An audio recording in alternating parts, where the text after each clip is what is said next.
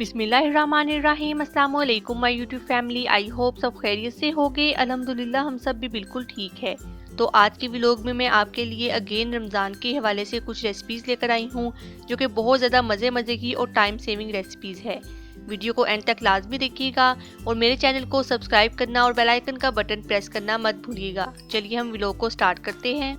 तो सबसे पहले मैं यहाँ पे इमली और आलू बुखारे की खट्टी मीठी चटनी तैयार करूँगी। उसके लिए मैंने 2 कप इमली का गूदा ले लिया था।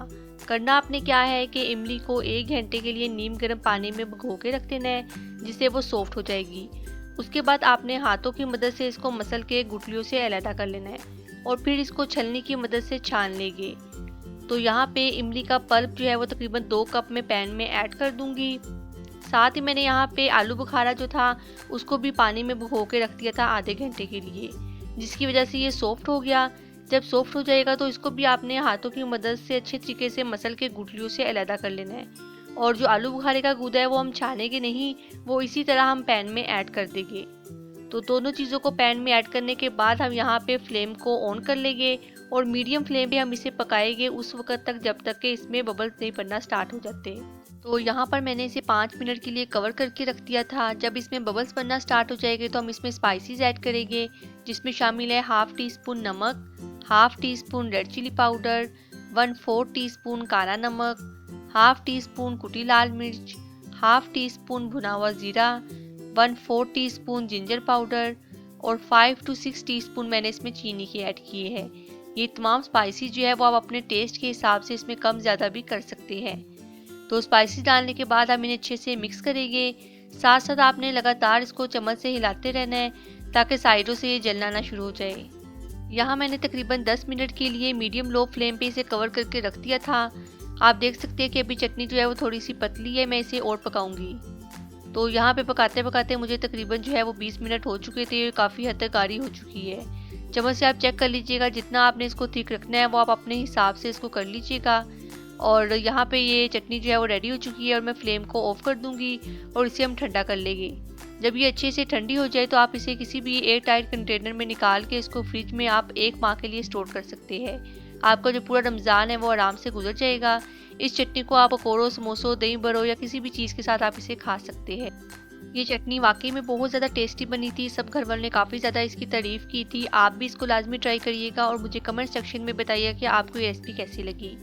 तो यहाँ पे रात का टाइम था तो मैंने सोचा कि जो डेली यूज़ होने वाले मसाले हैं उनको फिल करके पहले से रख लूँ।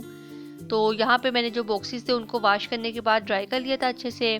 फिर इसमें नमक, रेड चिली पाउडर, हल्दी पाउडर जो मैंने फिल करके रख लिया था। साथ ही जो हमारे पकौड़ों के मसाले होते हैं जैसा कि ये कसूरी मेथी है और कुटी लाल मिर्च जो है वो, इन दोनों को भी मैंने बॉक्सेस में फिल करके रख लिया था। उससे ये होता है कि रमज़ान में हमारे लिए आसानी हो जाती है।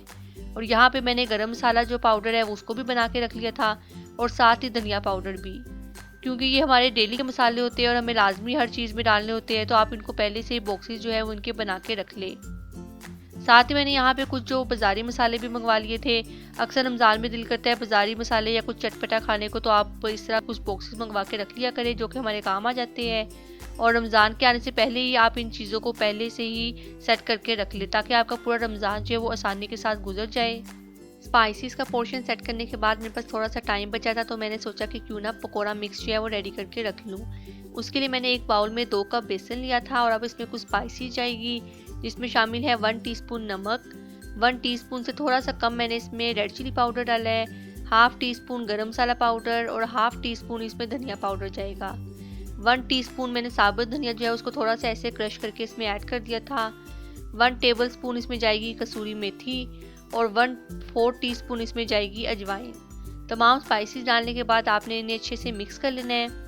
मैं इसमें जो है वो कुटी लाल मिर्च डालना भूल गई थी तो मैंने बाद में उसमें ऐड कर ली थी। 1/2 टीस्पून ही तकरीबन इसमें कुटी लाल मिर्च जाएगी। तो तमाम मसालों को आपने इसमें अच्छे से मिक्स कर लेना है। मिक्स करने के बाद आप इसे किसी भी एयर टाइट जार में बंद करके रख सकते हैं। अगर आपको पकौड़ा मिक्स जो है वो ज़्यादा क्वांटिटी में बना के रखना है तो जितनी क्वांटिटी मैंने आपको 2 कप के हिसाब से चीज़ों की बताई है, आप उसका डबल या ट्रिपल करके भी आप इसको बना के रख सकते हैं। उससे ये होगा कि पूरा रमज़ान जो है वो आपका आसानी के साथ गुजर जाएगा। आपको बार बार जो है वो पकौड़ा मिक्स जो है वो रेडी करना नहीं पड़ेगा। एक ही मरतबा आप इसको पूरे रमज़ान के लिए भी बना के रख सकते हैं और इस तरह किसी भी आप बॉक्स में इसको बना के और स्टोर कर ले। उससे आपके लिए आसानी हो जाएगी। और जब आपने इसे बनाना हो आप इसमें पानी ऐड करें और जो भी वेजिटेबल्स आपको इसमें ऐड करनी है वो आप इसमें डालें और मिक्स करके आप इसके पकोड़े बना लें। और अब यहाँ पे मैं चिकन को मैरिनेट करके रखूँगी। उसके लिए मैंने तकरीबन 750 से 800 ग्राम बोनलेस चिकन ले लिया था।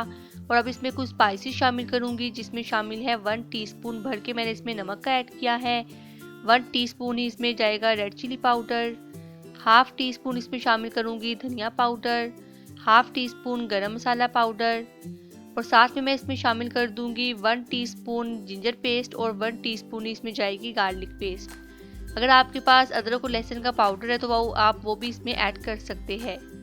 और इसको थोड़ा सा स्पाइसी बनाने के लिए इसमें जाएगी 2 टीस्पून सोया सॉस और 2 टीस्पून ही मैं इसमें शामिल कर दूंगी चिली सॉस।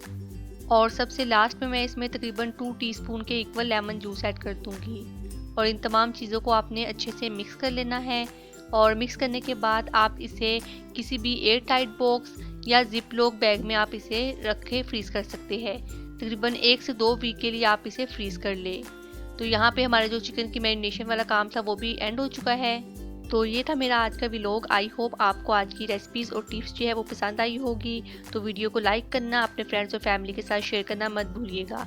और इसी तरह की और बहुत सारी मज़े की रेसिपीज़ देखने के लिए मेरे चैनल को सब्सक्राइब करना और बेल आइकन को प्रेस करना भी मत भूलिएगा। अपना और अपनी फैमिली का ख्याल रखिए। नेक्स्ट वीडियो के लिए अल्लाह हाफिज़।